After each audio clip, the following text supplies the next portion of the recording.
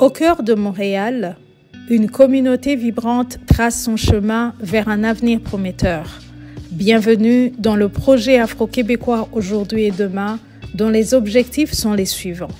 Valoriser les parcours de vie des jeunes afrodescendants, sensibiliser la population aux réalités et aux défis uniques rencontrés par cette communauté et enfin soutenir le développement social et personnel des jeunes afro-québécois.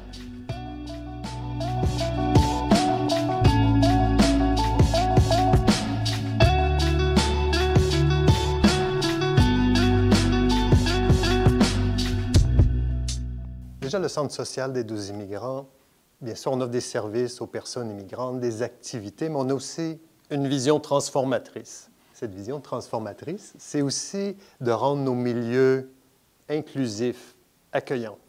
Et donc, pour ça, l'inclusion, l'intégration, ça va dans les deux sens.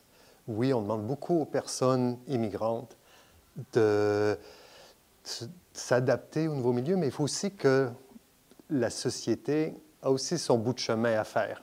Et si on revient plus aux communautés afrodescendantes, l'important, c'est de valoriser leur contribution, de la faire connaître au reste de la société.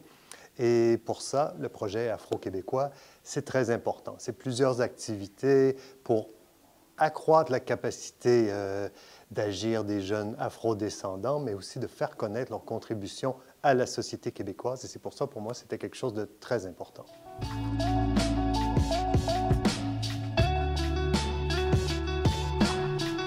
Donc, je pense, comme on l'a mentionné dans la table ronde, c'est vraiment important que les jeunes prennent connaissance de leurs propres racines, qu'ils en soient fiers, mais également qu'ils participent pleinement à la société québécoise.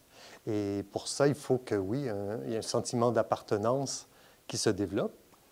Et pour ça, il faut que leur contribution, je me répète, mais soit valorisée. Et c'est seulement comme ça, avec ces deux éléments-là, qu'on peut développer un sentiment d'appartenance.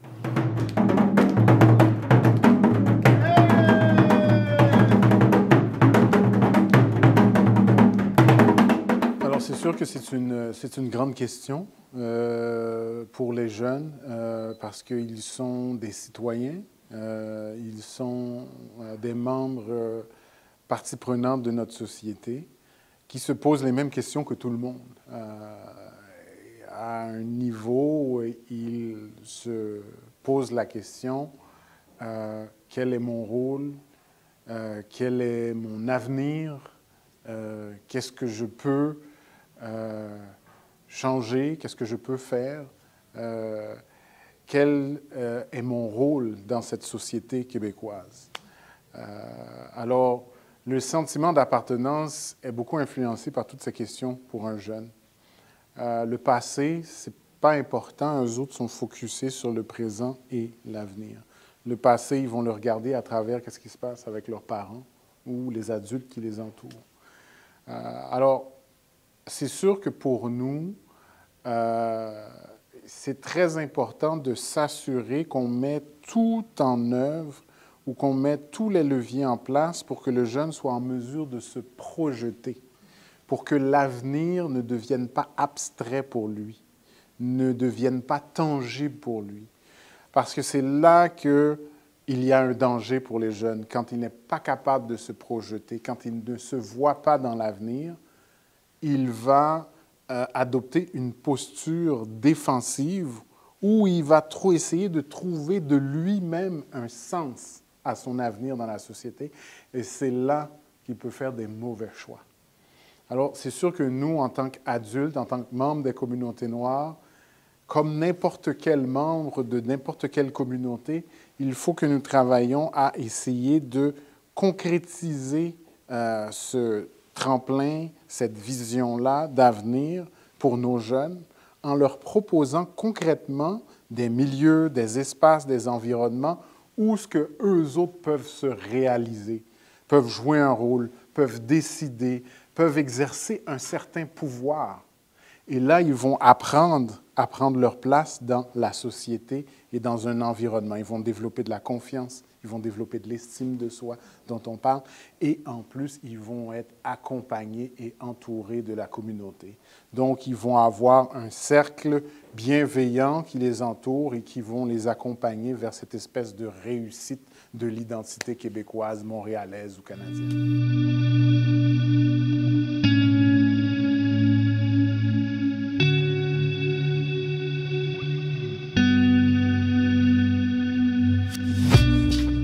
Déjà, en fait, c'est le CSAI qui m'a contacté pour rédiger un projet Non, et on m'a contacté pour déposer une demande de subvention au ministère de l'Immigration, de la Francisation et de l'Intégration dans le cadre de la décennie afrodescendante de l'Organisation des Nations Unies. La décennie internationale sur les afrodescendants, les personnes d'ascendance africaine aux Nations Unies. Je pense que les attentes sont multiples. Il y a, premièrement, de comprendre qu'est-ce que ça signifie d'être afro-québécois et afro-québécoise, et deuxièmement, de valoriser, en fait, comme je disais, la contribution au Québec contemporain des communautés noires afrodescendantes, dans toute leur diversité, dans toute leur pluralité, dans tout leur parcours de vie aussi, puisque ce qui va être important, c'est, pour moi, à la fois dans les centres urbains du Québec, de comprendre qu'est-ce que ça signifie d'être afro-québécois, mais aussi en région, parce que ce n'est pas la même chose d'être un ou une jeune noire à Montréal ou à Chicoutimi. Je pense que les attentes initiales étaient de faire un projet pour mettre en valeur la communauté afro-descendante de Montréal et au Québec, de travailler le sentiment d'appartenance de la communauté, et aussi de savoir vraiment, de donner des activités en plus, puis de savoir aussi c'était quoi les besoins de la communauté. Alors quand on m'a approché, je pense que c'était un petit peu les enjeux et les questionnements qu'on avait.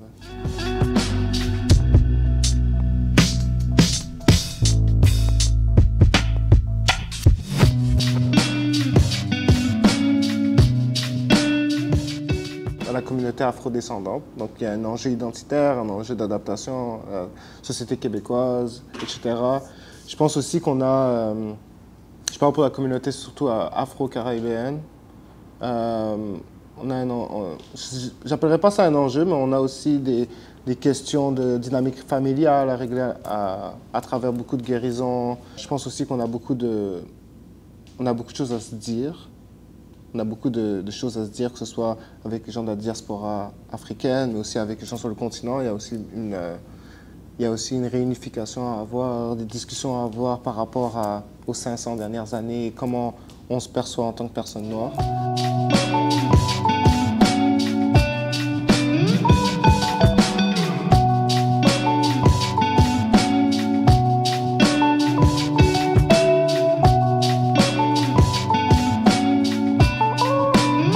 Je pense que le projet, nous, la manière dont on a abordé le projet, c'était déjà de savoir qu'est-ce que signifiait être de la communauté noire pour les jeunes. C'était quoi être de la communauté noire? Est-ce que être afro-québécois, ça fait du sens? Parce qu'on sait que c'est un terme afro-américain. L'objectif, c'était de savoir c'était quoi l'identité noire et quels étaient les défis de cette identité noire. Par la suite, on a essayé de tourner un petit peu en faisant des podcasts, de tourner ça, mais pas nécessairement pour parler des défis, mais d'humaniser la communauté en disant. Donc on a utilisé le thème de l'amour.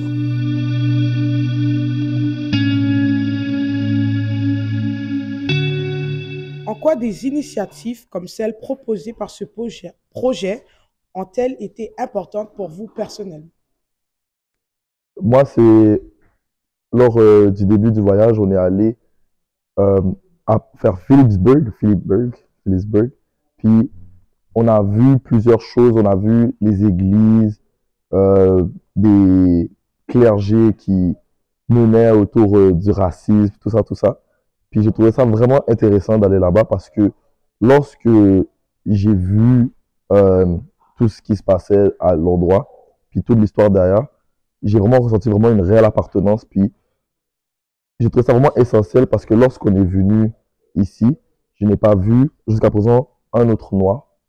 Mais je trouve que ça a été essentiel le fait qu'on est allé à Phillipsburg parce que j'ai senti une appartenance, puis et j'ai senti le fait que je devais m'affirmer.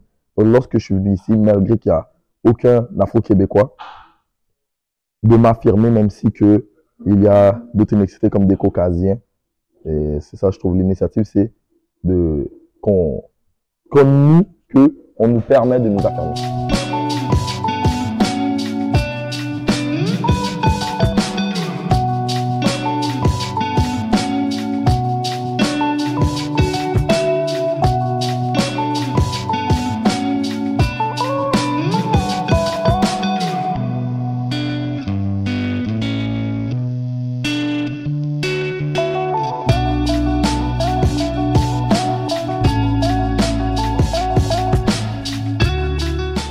Organismes un peu partout dans l'île de Montréal qui ont des projets vraiment super pour justement améliorer la capacité d'agir des jeunes afro-descendants. Et plus on est nombreux à aller dans le même sens, plus notre impact va être important.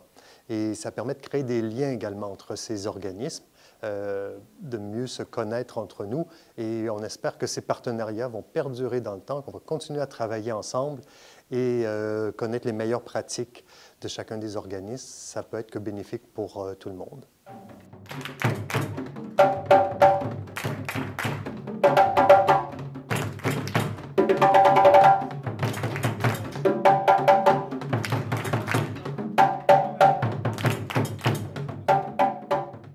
Je pense que c'est toujours important de faire des partenariats dans n'importe quel type de projet parce que chacun a une expertise différente. Et chacun aussi, ça amène aussi des connexions, ça amène un endroit aussi pour les jeunes, ça amène vraiment beaucoup de choses d'avoir des partenariats. Toujours pour plus de partenaires. Maintenant, il faut que les partenaires, ils aient aussi des atomes crochus, comme on dit. Il faut que leur mission soit aussi compatible. Pas des partenariats avec n'importe qui, mais des partenariats toujours dans le même sens, c'est toujours profitable, à mon sens.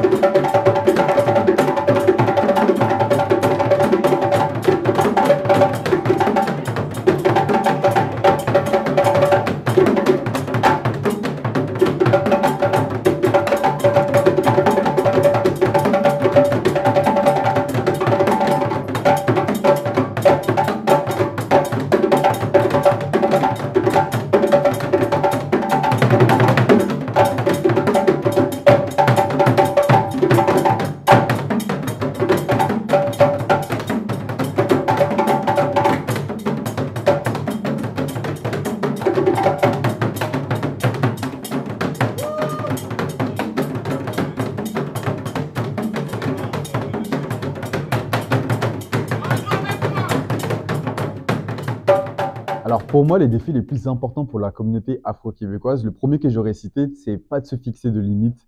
C'est-à-dire que donc l'afro-québécois s'identifie en tant qu'afro-québécois, mais ne doit pas s'identifier à ce qu'on lui identifie. C'est lui-même qui s'identifie à qui il veut être identifié. Donc pour moi, c'est le premier défi. Le deuxième défi, c'est croire en ce qu'on veut faire, croire en ce qu'on veut vivre, et ne pas forcément rester sur la situation que, par exemple, ses parents ont vécu ou ses arrière-grands-parents ont vécu. Je pense que la communauté afro-québécoise est quand même chanceuse aujourd'hui parce qu'elle est issue d'une immigration soit moins récente, plutôt récente, et elle a beaucoup plus de chances que, par exemple, moi, mes parents ou mes grands-parents quand ils ont immigré.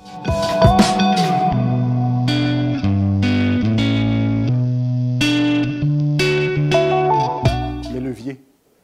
Un jeune, quand il sent qu'il a le contrôle, c'est là qu'il se réalise. Quand il sent qu'il peut décider de tourner à droite ou à gauche et il va pouvoir arriver à destination, c'est là qu'il se sent confortable de faire des choix, qu'il se sent confortable de réussir, qu'il se sent confortable aussi de faire des erreurs. Parce que c'est ça aussi l'autre piège, il faut que nos jeunes soient en mesure de sentir que ils ont ce qui est nécessaire pour grandir. Et grandir, c'est faire des choix et se tromper et de recommencer. Alors, comment, comme communauté, qu'on peut organiser l'environnement pour que le jeune puisse se dire « Oui, je peux prendre le risque de m'affirmer, je peux prendre le risque de prendre des décisions, je peux prendre le risque d'être ce que je suis, parce qu'il y a dans mon milieu un environnement sécuritaire qui m'accompagnera et me protégera dans tout ce processus.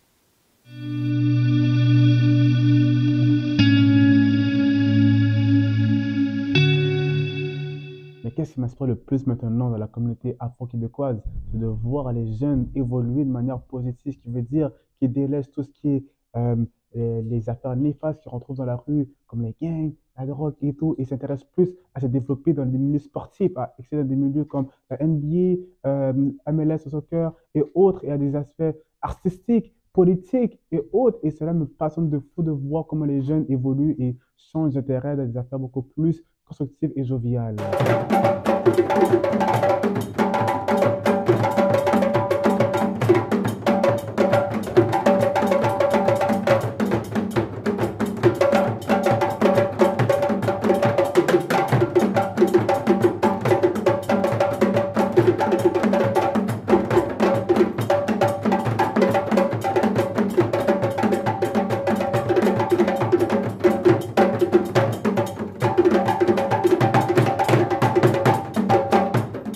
Alors pour moi, les projets qui ont vraiment eu un impact personnel pour moi, qui ont été réalisés au cours de l'année, le premier, j'aurais dit, c'est l'intervention à laquelle j'ai participé donc d'un entrepreneur qui est venu présenter donc comment lui il entreprend et du coup comment il voit les choses.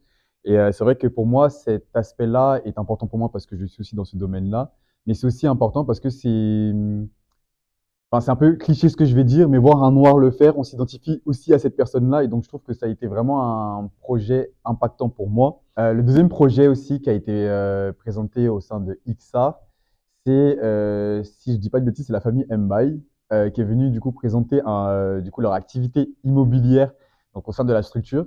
Et c'est vrai que pour moi, l'immobilier, c'est quelque chose qui m'est complètement inconnu. Et voir des personnes qui nous présentent ce projet-là, nous expliquent comment fonctionnent les taux d'intérêt, les prêts, comment aussi acheter, c'est quelque chose qui nous concerne tous. Et pour moi, ça m'a vraiment aidé et surtout éveillé ma conscience. Et le dernier projet que j'aurais cité pour moi, c'est ce que j'ai cité dans une question précédente, c'est la réalisation de la pièce de théâtre qui pour moi a vraiment été impactante pour moi-même parce que ça a été le premier projet dans lequel j'ai pu chorégraphier, donc avec Solène, notre danseuse. Et aussi, travailler autour de cette thématique, c'est vraiment... ça amène à se poser des questions aussi personnellement et du coup à voir comment nous-mêmes on comprend ces choses-là personnellement. Et c'est vrai que pour moi, ça a vraiment travaillé après, du coup, le projet. J'ai vraiment réfléchi à ça, à me dire, mais moi aussi, je m'identifie en tant que quoi.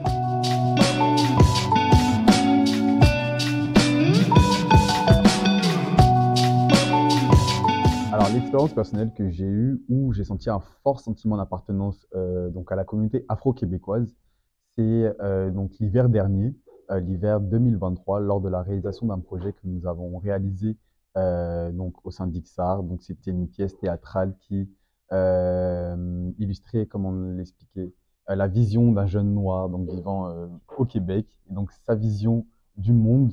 Et dans cette vision-là, on exprimait notamment comment cette personne-là voyait le monde, donc les différences qu'elle pouvait voir, les discriminations qu'elle pouvait subir. Et c'est notamment lors de ce moment-là que j'ai pu vraiment sentir ce sentiment d'appartenance parce que tous les acteurs, les danseurs, les réalisateurs, les monteurs, on faisait tous partie de la communauté, mais on n'a fait plus qu'un durant juste ce projet-là. Donc j'aurais dit c'est ce moment-là où j'ai vraiment vu qu'il y avait cette unicité au sein de la communauté afro-québécoise. Les jeunes afro-québécois sont dans les moins bien accompagnés et entourés de notre société. Alors un projet comme que le CACI propose tombe à point et important, est un outil, est une espèce de levier important pour ces jeunes. Et même si on ne rejoint pas directement autant de jeunes qu'on aimerait, mais on a semé chez des adultes signifiants une graine, leur faisant prendre conscience qu'ils ont un rôle à jouer. C'est l'affaire de tout le monde. Et les jeunes, ils vont réagir de façon positive aux stimulations du milieu. Alors, il faut que nos jeunes soient davantage stimulés. Il faut que nos jeunes voient une communauté qui leur propose davantage de leviers, qui leur propose davantage d'opportunités et d'occasions. Et pour moi, ce que le CACI propose, c'en est un plus pour nos jeunes à ce niveau.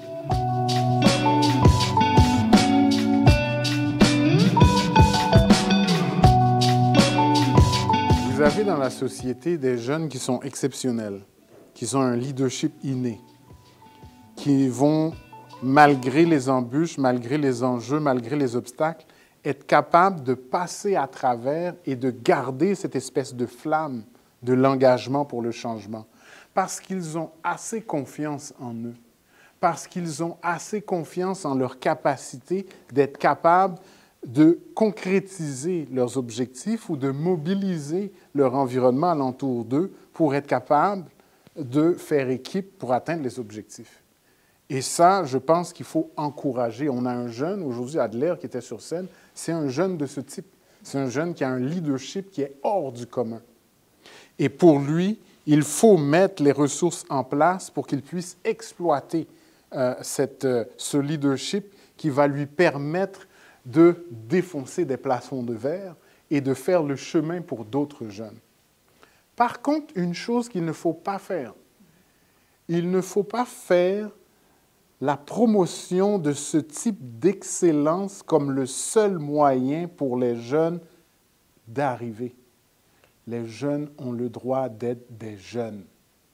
Les jeunes ont le droit d'être des jeunes normaux, qui ont des réflexes de jeunes, qui pensent comme des jeunes et qui agissent comme des jeunes. Et il ne faut pas, nous, comme individus provenant de minorités, de racisés, tomber dans le piège de l'excellence pour pouvoir faire sa place. Parce que nos jeunes ne sont pas tous excellents. L'excellence, c'est l'exception. Il faut que nous nous battions pour que nos jeunes ont le droit d'être ordinaires. Et être ordinaire, c'est le droit d'être comme les autres. Et ça, c'est excessivement important parce que si on ne fait pas attention, ce qu'on fait, c'est qu'on met de la pression sur nos jeunes et ça emmène vers toutes sortes de mécanismes pour essayer de faire plaisir à son environnement ou se dévaluer en tant qu'individu et essayer de se valoriser à tout prix de façon négative par la violence, par les armes et ainsi de suite, par le matérialisme et ainsi de suite. Le jeune a de la valeur, pas parce qu'il est excellent, parce que c'est un individu, c'est un être humain.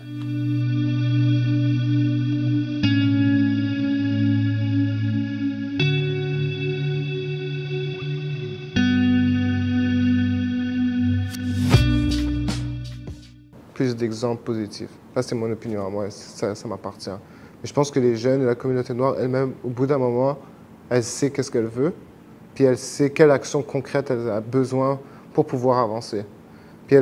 Puis même au-delà des actions concrètes pour avancer, je pense qu'apprendre à se faire confiance, il y a beaucoup d'actions relationnelles plus que systémiques à faire. Et bien sûr, les actions systémiques vont nous aider, mais je pense que la majeure partie du travail, ce sont des actions relationnelles que la communauté doit faire entre elles pour apprendre à s'entraider et se faire confiance.